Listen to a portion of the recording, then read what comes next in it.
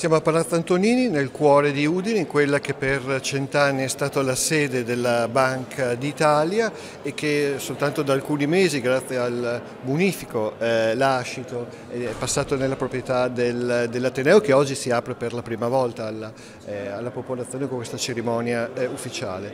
Il palazzo ha una storia lunga ed importante perché è il frutto di una committenza di Floriano Antonini, uno dei principali esponenti dell'aristocrazia friulana, ad Andrea Palladio nel 1556. Il cantiere si sviluppò per oltre 40 anni e ebbe poi successivi interventi nel corso del 600 e del 700 che snaturarono almeno in parte l'originario progetto palladiano, del quale tuttavia esiste ed è ancora molto leggibile la doppia loggia che si può inquadrare verso il giardino e le volumetrie e l'assetto principale con la tipica pianta cruciforme all'interno della quale ci stiamo muovendo.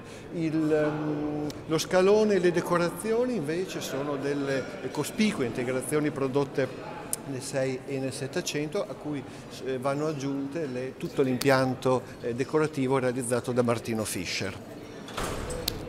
Ecco, noi adesso stiamo per imboccare le scale e salire al primo piano. Su quanti piani si sviluppa questo palazzo?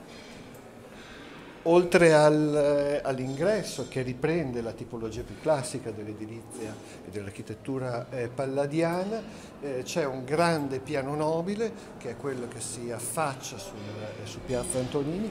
Ecco, siamo al piano nobile? No, qui siamo sull'affaccio della sala dell'ingresso principale su Piazza Antonini. Ecco, qui siamo in una stanza caratterizzata dagli stucchi e dalle dorature. Cosa si può dire, professore, su queste rifiniture?